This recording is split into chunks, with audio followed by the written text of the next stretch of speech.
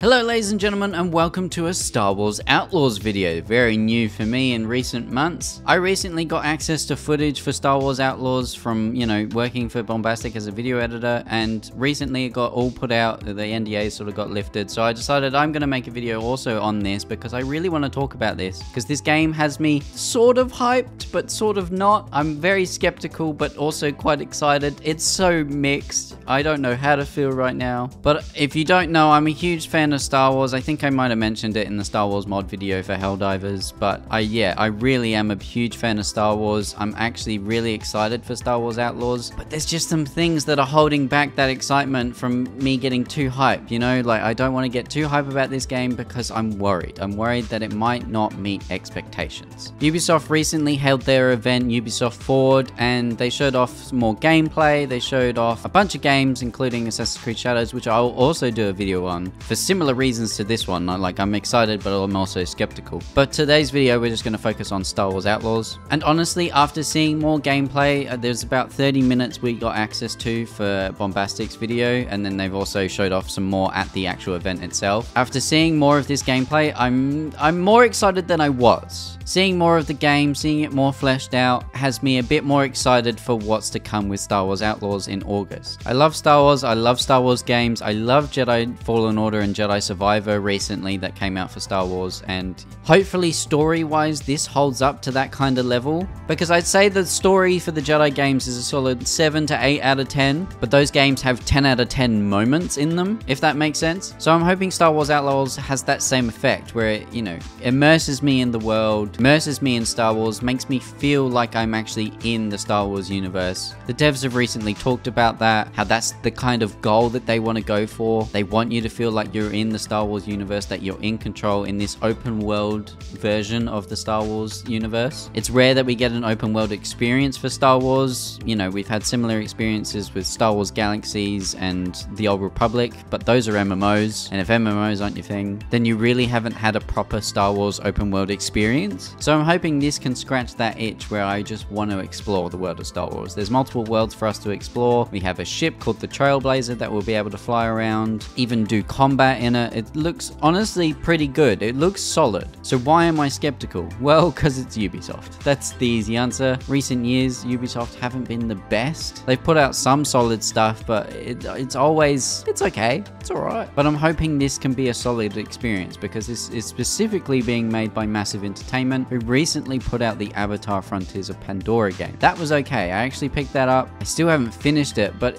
it was a decent game. It wasn't bad by any means. The gameplay was solid. The world was beautiful. The story was okay. It's an Avatar story. What can you expect? But Star Wars is different. Star Wars can have magic moments. It can have a really solid story if it's done right. And that's the key component, if it's done right, because Star Wars is this endless pool of possibilities. There's so many stories you can tell within this universe, and what Star Wars should be is a platform. It should be a genre. It doesn't have to be connected to the Skywalkers. It doesn't have to be connected to the Galactic Civil War. You don't have to have Jedi. You don't have to have Sith. There has to be no lightsabers for Star Wars to be good. Just look at Andor. It's telling a ground level story to do with someone that doesn't really, at this point in the Andor show, have an effect on the grand events that happen in Star Wars. Obviously, later on we find out, in Rogue One, that he has a pretty big part to play in obviously stealing the Death Star plans, but at this moment that Andor is in, he's a small piece. And I'm hoping that for Kay Vess, who is the character that you'll be playing throughout Star Wars Outlaws. I hope that she's not too entwined with the grand events of the Star Wars universe. This game is set in between Empire Strikes Back and Return of the Jedi, which honestly is quite an interesting timeline to pick.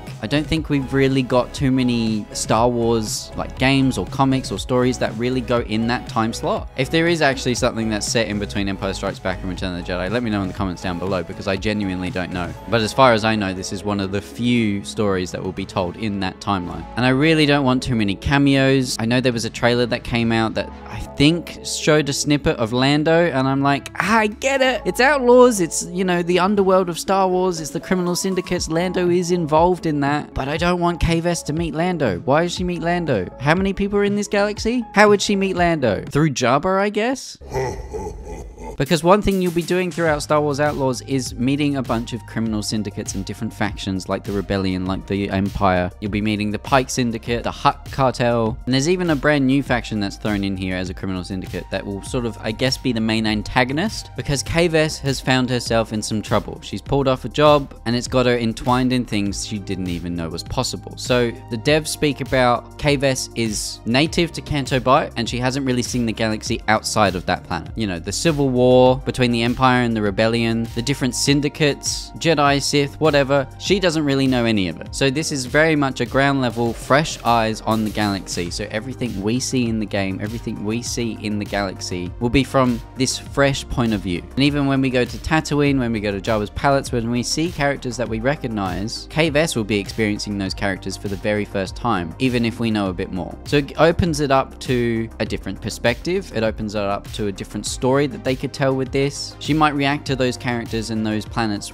differently to how we've reacted. Obviously, we've seen Tatooine a million times, but she's going to see that planet for the very first time. And I find that somewhat intriguing to see what they do with that. And the reason I'm excited for Star Wars Outlaws is because of that new point of view, that new take on the Star Wars story, especially in video games. A lot of the time, we get a lightsaber, we get force powers, we're involved in the big events. This one looks like we're not going to be involved in the big events. It's going to be a scoundrel game where we go on the biggest heist, whatever that is, and we get entwined in different things. We'll meet different factions, different characters. But gameplay wise, we'll be using a blaster. We'll have a little animal companion, Nix, who looks adorable but also can be quite deadly. And that's why I'm excited, is because if this is good, we finally have a good scoundrel game, a good game where the main character is using a blaster, where the main character is not involved in the galactic civil war. At least that's my hope. If she somehow gets involved with the Rebellion, I'll lose it. Meet up with them, you know, get information from them, fair enough. Do not get involved in the war. Don't meet Luke Skywalker. For God's sake, please do not do this. Weirdly enough, I'm getting Uncharted vibes from this game. The way you climb different things, the way it's an action adventure. I know a lot of people wanted to make their own character in an open world Star Wars game to immerse themselves as if they were in the Star Wars universe, not seeing the galaxy through someone else's eyes. I do get that, and I think, you know, that game will be made one day. But also Star Wars is rich with characters, interesting characters, so I'm hoping Kves is just an addition to that massive pool of interesting characters. And honestly, the little bit of dialogue I've seen from her, you know, the sort of quick quips, I'm digging it. I'm digging the vibe. Look, don't try anything.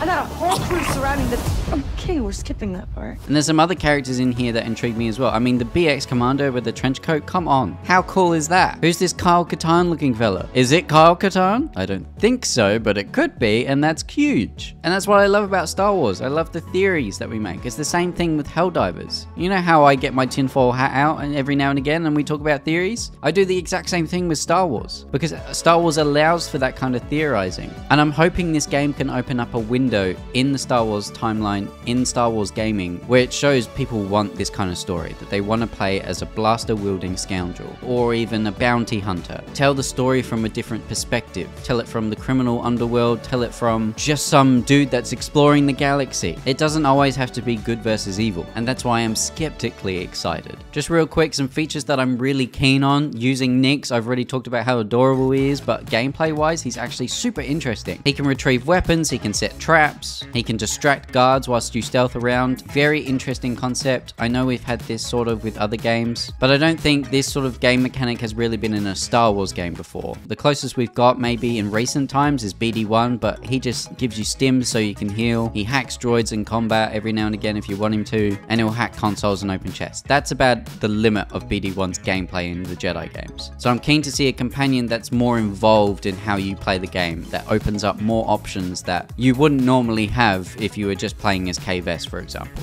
The blaster combat itself I'm really interested in. There's different modes that you can switch to with your blaster. If you're facing a droid or anything that's sort of mechanical, I guess, you can switch to these ion blasts with your blaster so that they're more effective. And obviously if you're facing the Empire, facing stormtroopers, whatever, you can use the normal blaster mode and, you know, murder some stormtroopers. And I mentioned Uncharted before. This is very Uncharted, where you can actually pick up weapons that are limited to use. So you won't always have them on you. The main thing you'll have on you at all times is just your blaster, but the things like the E11, the sniper rifle, those kind of blasters will be limited use that you'll use and will be scattered around the battlefield to either change up the playstyle, give you new options, approach combat in different ways. So that feels very Uncharted to me. The ship combat looks decent, very Starfighter Assault sort of battlefield gameplay in terms of how it works. You have to lead your targets, and there's even a wanted system. We're getting GTA in space before GTA 6. I'm really interested to see how that wanted system works though, whether you can sort of make choices or do things in the game that make you wanted, or if it's purely like you do a story mission and then you're wanted afterwards and you have to get rid of it. Can you just shoot civilians? Can you steal random things? I really want to see that and how that correlates to the wanted system. On top of that, you have the reputation system. Like I said, there's going to be different factions in the game that you can build a rep with, and if you have good rep, you'll get certain bonuses. You'll have access to different merchants in the game. Again, a really interesting concept. There's a lot of things in this game that could make it phenomenal, that could make it a solid 10 out of 10 game. It's whether those things are done well. That's why everyone's skeptical about this, because Ubisoft, great ideas, okay execution a lot of the time in recent years. So let me know in the comments down below what you think of Star Wars Outlaws. Are you excited? Are you not? And maybe give a reason of why you're skeptical, or if you're just plain excited. Let me know in the comments down below. Like the video if you enjoyed it. Subscribe if you want to see more of Star Wars Outlaws. I'll probably do a bit more on this game as it gets closer to release and when it does eventually release. Become a member today if you want to support me in another way. You'll get early access to videos and live streams. And thank you so much for watching, and I'll see you guys in the next one. Bye!